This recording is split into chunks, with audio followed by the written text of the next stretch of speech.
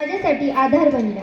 त्यांच्या वेळोवेळी केलेल्या कौतुकाने मला धीर दिला, आत्मविश्वास दिला. मॅडम, तुमच्या त्या छोट्या छोट्या प्रोत्साहनाच्या शब्दांनी माझ्या आयुष्यात खूप मोठा फरक घडवला. त्याबद्दल मॅडमचे पुन्हा एकदा आभार मानू इच्छिते.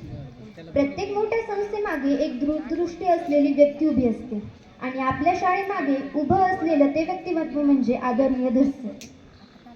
धस साहेबांविषयी काही बोलणे हे माझ्यासाठी खूप मोठी अभिमानाची गोष्ट आहे. साहेब, तुम्ही फक्त एक संस्था उभी केली नाही, तुम्ही असंख्य विद्यार्थ्यांचं भविष्य घडवलं. ऑफ क्लास असताना तुम्ही वर्गातून आम्हाला फक्त अभ्यास शिकवला नाही, तर पुस्तकांच्या पलीकडचं ज्ञान दिलं. जगाकडे कसं पाहायचं, विचार कसा करायचा आणि स्वतःला कसं घडवायचं हे शिकवलं. तुमचं प्रत्येक मोटिवेशन हे आमच्यासाठी ऊर्जा बनलं. सर्वात महत्त्वाचं म्हणजे तुम्ही प्रत्येक विद्यार्थिनीच्या प्रगतीकडे जातीने लक्ष दिलं. कोण मागे पडतंय, कोणाला आधाराची गरज आहे हे तुम्ही नेहमी ओळखलं. साहेब, तुमच्यासारखे संस्थापक मिळणं ही आमच्यासाठी भाग्याची गोष्ट आहे. तुमच्या विचारांमुळे आणि मार्गदर्शनामुळे आम्हाला मोठं स्वप्न पाहण्याची हिंमत मिळाली. आज आम्ही इथून पुढे जात आहोत, पण तुमची शिकवण, तुमचं प्रेरणादायी व्यक्तिमत्व आणि तुमचा विश्वास आमच्यासोबत कायम राहील. 10वी म्हणजे आयुष्यातील महत्त्वाचा टप्पा आणि त्या टप्प्यावर आम्हाला योग्य मार्गदर्शन करणारे श्री नंदवरे सर आमच्यासोबत होते. तुमच्या मार्गदर्शनामुळे आम्ही केवळ सायन्स शिकलो नाही, तर आम्हाला आत्मविश्वासाने पुढे जाण्याची ताकदही मिळाली. ज्ञान देणारे शिक्षक अनेक असतात, पण प्रेरणा देणारे शिक्षक केवळ असतात आणि लांडगे सर म्हणजे त्यांपैकी एक. सर, तुमच्या शब्दांनी आम्हाला केवळ विषय समजला नाही, तर आयुष्यात पुढे जाण्याची जिद्दही मिळाली. जितना बडा संघर्ष होगा उतनी शानदार जीत होगी. तुमचे हे वाक्य सर माझ्या नेहमी स्मरणीय राहील. तसेच आहेर सर, आपण आम्हाला आपल्या अमूल्य अनुभवाच्या शिदोरीतून वेळोवेळी उपदेश व मार्गदर्शन केल्याबद्दल आम्ही सर्वजण आपले खूप खूप आभारी आहोत. काळे सर, तुमच्याकडून विज्ञान शिकताना तुमच्यामुळे माझ्यासारखे अनेक विद्यार्थ्यांना सायन्समध्ये रस निर्माण झाला. आज जर मला विज्ञान विषय आवडत असेल तर त्याचं श्रेय तुम्हालाच. काही शिक्षक विषय शिकवतात, पण काही शिक्षक आयुष्य घडवतात आणि आमच्यासाठी ते व्यक्तिमत्व म्हणजे आमचे भालेराव सर. वर्ग शिक्षक ही फक्त पदवी नसते, ती जबाबदारी असते, काळजी असते आणि माईचं छत्र असतं आणि हे सगळं आम्हाला भालेराव सरांमध्ये पाहायला मिळतं. सर, आम्हाला फक्त इंग्रजी विषय शिकवला नाही, तुम्ही आम्हाला आयुष्य वाचायला शिकवलं. पुस्तकातले धडे संपले की तास संपायचा, पण तुमच्याकडून मिळणारे जीवनाचे धडे कधीच संपले नाहीत. वर्गात बोला पण हळूच बोला म्हणणारे सर, तुम्ही एकमेव आमच्या वर्गाचे लाडके शिक्षक. सर, तुमचे मार्गदर्शन आमच्या आयुष्याच्या प्रत्येक टप्प्यावर आमच्यासोबत असेल, कारण तुम्ही आम्हाला फक्त शिकवला नाही, तर तुम्ही आम्हाला घडवलं आहे.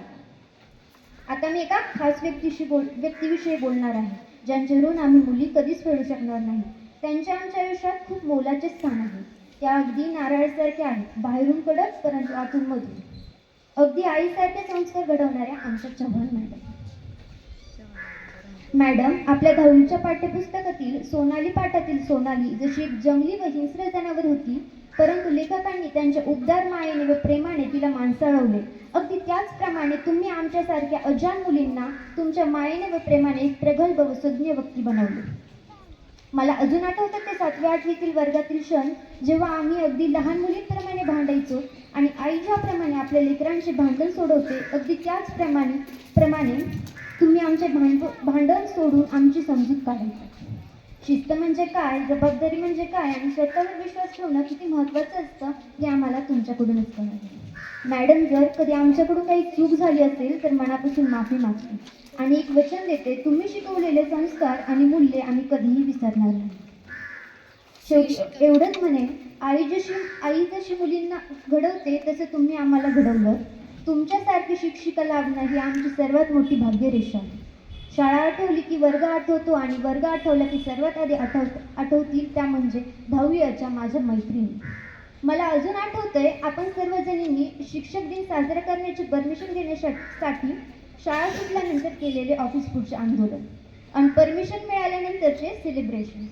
आपण सगळ्या वेगळ्या स्वभावाच्या, कोणी शांत, कोणी खट्याळ, कोणी अभ्यासू, कोणी सतत हसणारे, पण एक गोष्ट सगळ्यांमध्ये समान होती, आपली साथ. कोणाला अभ्यासात अडचण असेल तर आपण एकमेकींचे शिक्षक व्हायचो.